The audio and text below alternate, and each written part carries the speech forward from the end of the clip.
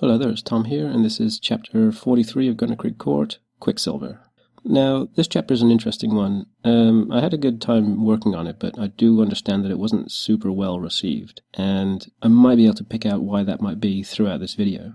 I wanted to spend some time with Renard, and sort of show what he gets up to during the day when Annie and Kat are out doing other things. And I give a hint to the resolution of the chapter at the beginning, where Renard is sleeping in his wolf form, but as soon as Annie opens the door, he quickly changes back to his sort of impish teddy bear form. But aside from that, we can see that he's kind of given a lot of freedom and trust by Annie at this point in their relationship, to the point where he's allowed to wander around the court on his own and go about his day. And I guess it goes without saying that I just enjoy drawing his wolf form, so it was kind of nice to spend the chapter having him as the main focus. And shortly we're introduced to the next character in this chapter, Hetty, this little doll here. And she's visually pretty different to the kind of things we'd normally see in this comic. She's very exaggerated and cartoony, just by virtue of her being a doll. And I had a good time designing her because I thought it was a fun opportunity to just have a cutesy kind of one-off character that clearly has something wrong with her in the design, with her bright red eyes. However, I do think this is one of the reasons why this chapter wasn't super well received. I think at this point the readers were more used to being introduced to characters and spending a lot of time with them over the course of several chapters to kind of understand their backstory and get to know the characters a bit more. Hetty is only in this one chapter, and while that was my intention, I wanted her to be a character whose arc was encapsulated entirely in this one chapter. I think it was a little bit out of the ordinary for the comic. But when I was writing this chapter, she was developed as a vehicle for conveying the point of this small story I wanted to tell with Renard. And just out of interest, the idea of Renard spending time with other toys in the court was actually going to be a much more involved storyline, where there were other displaced characters and toys and animated objects in the court that Renard was sort of going to become the ringleader with. But over time, I thought that the overall arc that I was thinking of didn't really aid the main story, and once I stripped it all down, Hetty was the only one left, really.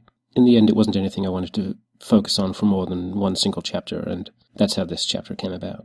So anyway, back to Hetty. Right from the start, we can see that she's pretty reprehensible, so we're not quite sure why Renard's hanging around her. But after they meet up, the characters take a stop at this graveyard, because I wanted to illustrate, at least briefly, once and for all the circumstances behind Renard being trapped in the court. We know that he's killed somebody, but we didn't know any details of what happened around there. But here we straight up see the person that he killed. And we kind of see as well that Coyote played no small part in pushing Renard to what he did.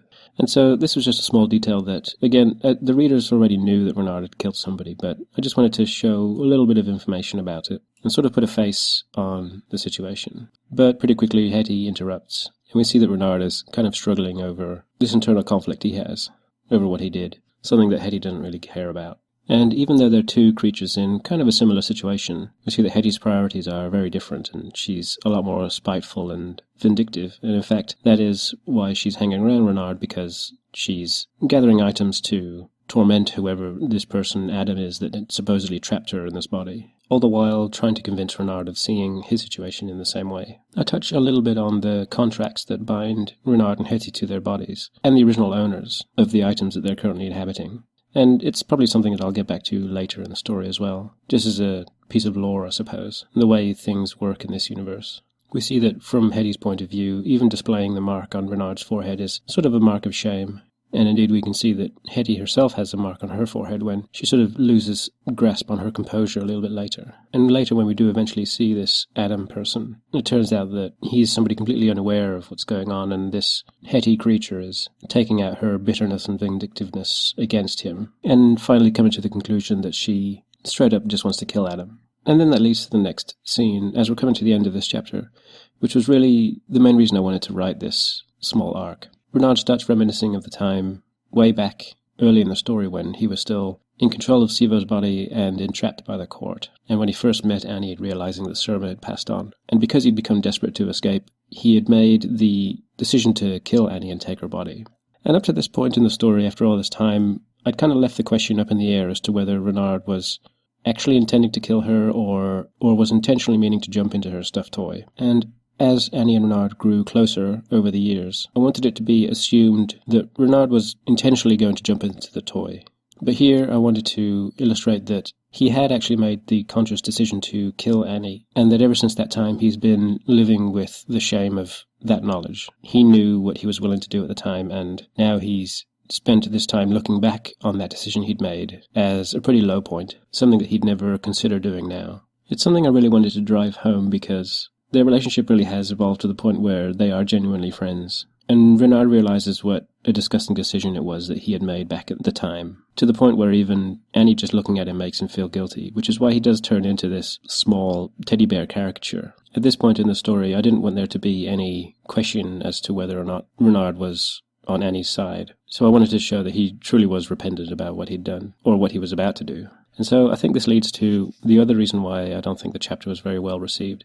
I think I didn't do a very good enough job of keeping that question up in the air long enough as to whether or not Renard had intended to kill Annie or not. A lot of readers, I think, felt that the information being presented in this story was nothing new, and so it wasn't really worth spending an entire chapter on.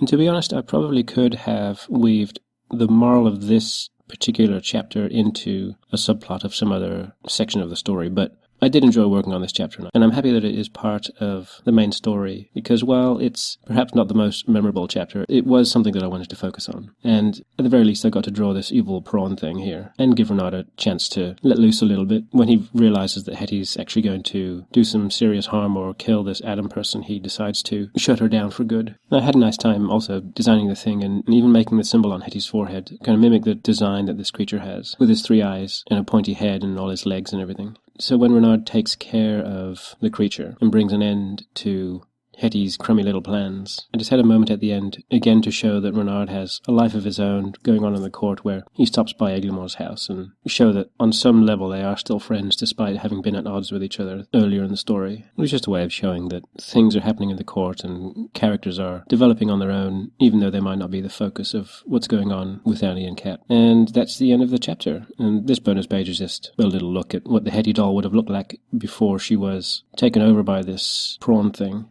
And like I said earlier, I did have a good time designing her, and I even have a few small ideas of just some simple comics to draw with her that would fit into the lore of the product, this helpful Hetty thing. But it's not super high on my list of priorities, mainly because it's something that I think only I'd be interested in reading. But anyway, there you have it. Come back again for chapter 44, Crash Course.